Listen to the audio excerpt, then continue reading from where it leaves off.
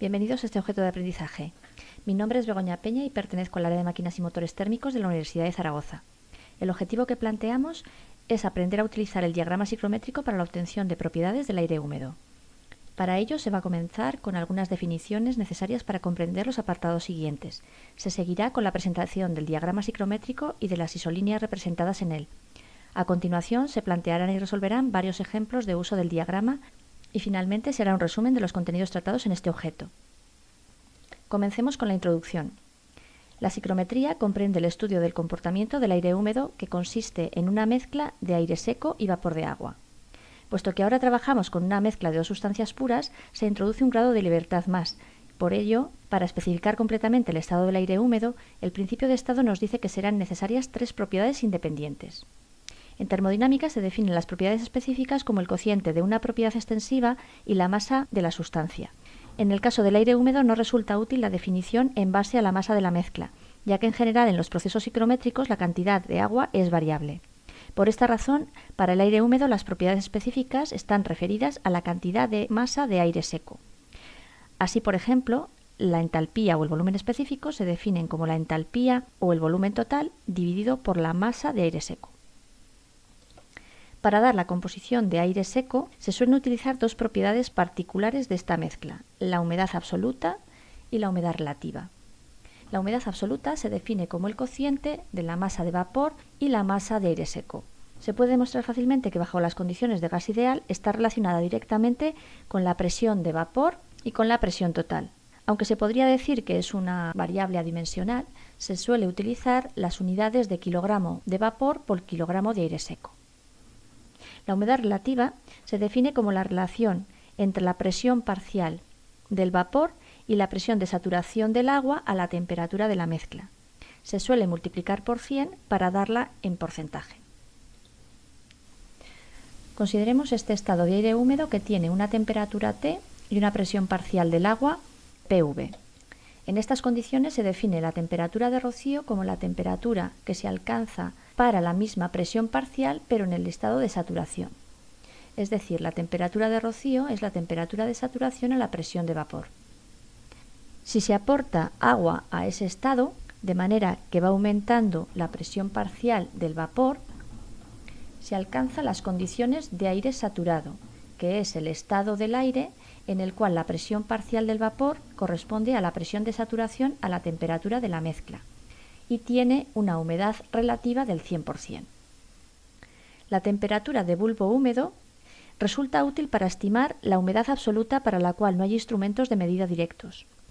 Es una buena aproximación de la denominada temperatura de saturación adiabática, que es la temperatura alcanzada en un proceso adiabático a presión constante en el que un flujo de aire húmedo incorpora agua líquida por evaporación a costa de su energía interna hasta alcanzar la saturación. Hecha esta introducción, pasamos a presentar el diagrama psicométrico y sus isolíneas.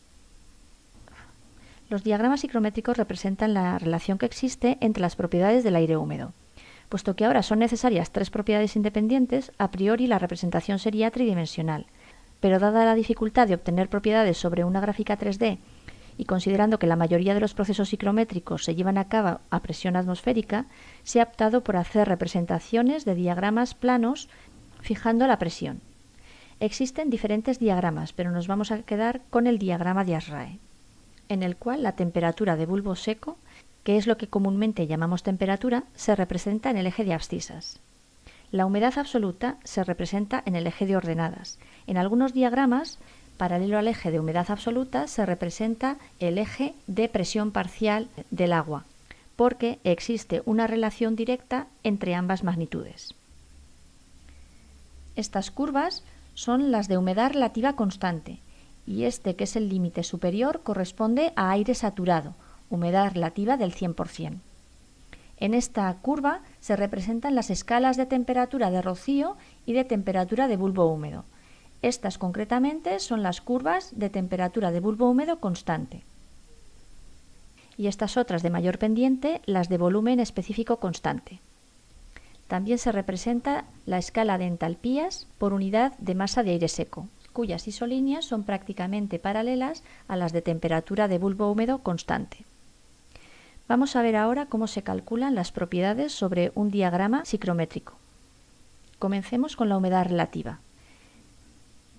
Esta hemos dicho que es la curva de aire saturado con el 100% de humedad.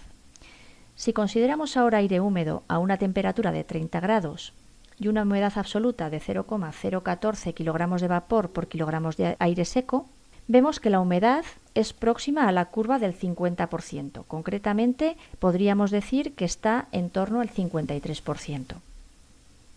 Vamos a calcular ahora el punto de rocío en ese mismo estado. La escala se muestra sobre la curva de aire saturado. Para obtener la temperatura, buscamos en primer lugar el estado y manteniendo ahora la humedad absoluta constante, disminuimos la temperatura de bulbo seco hasta la curva de saturación. La temperatura de rocío puede leerse tanto en la escala de bulbo húmedo como en la escala de bulbo seco. Para este caso es de 19 grados. La temperatura de bulbo húmedo se lee sobre la misma escala que la temperatura de rocío.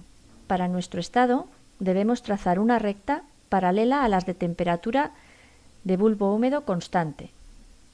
En este caso se lee que prácticamente esa temperatura de bulbo húmedo es de 22 grados. Para calcular ahora la entalpía, cuya escala tenemos aquí, debemos en primer lugar fijar el estado y ahora trazar una recta paralela a las de entalpía constante. Concretamente, en nuestro caso, corresponde aproximadamente a 66 kilojulios por kilogramo. Las curvas de volumen específico constante son estas diagonales. En el caso de nuestro estado, tendríamos que trazar una recta paralela y vemos que prácticamente tendríamos un volumen específico de en torno a 0,878 metros cúbicos por kilogramo de aire seco. Vamos a ver ahora 3 ejemplos más sobre el uso de este diagrama, usando como datos diferentes propiedades. En el primer ejemplo, se tiene un ventilador que descarga un caudal de aire húmedo a 22 grados y 60% de humedad relativa. Se pide calcular la humedad absoluta, la entalpía específica y el volumen específico. Para ello, en primer lugar, identificamos el estado. La humedad absoluta se obtiene ahora trazando una recta horizontal que nos da una humedad absoluta de 0,01 kilogramo de vapor por kilogramo de aire seco.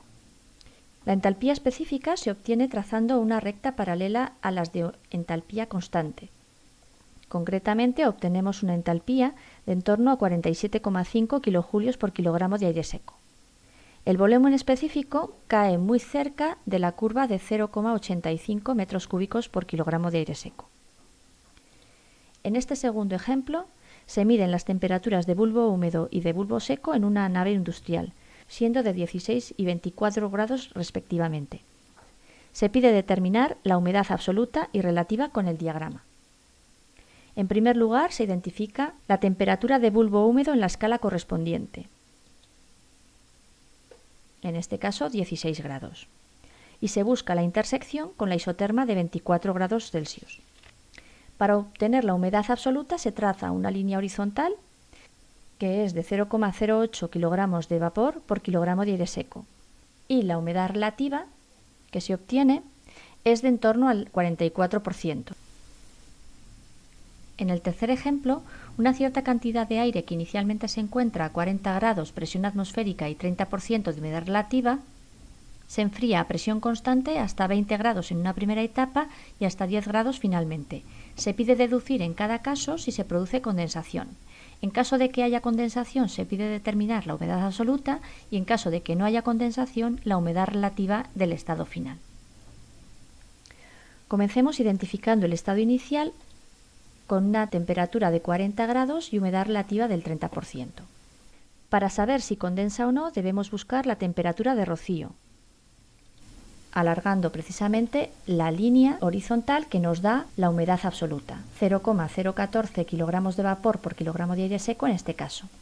Alargando la curva hasta la curva de saturación se obtiene la temperatura de rocío, que son 19 grados. Por lo tanto, en el primer caso no condensa y en el segundo sí.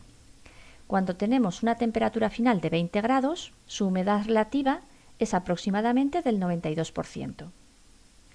Si se baja la temperatura hasta los 10 grados, el proceso discurre por la curva de saturación hasta el estado final de 10 grados.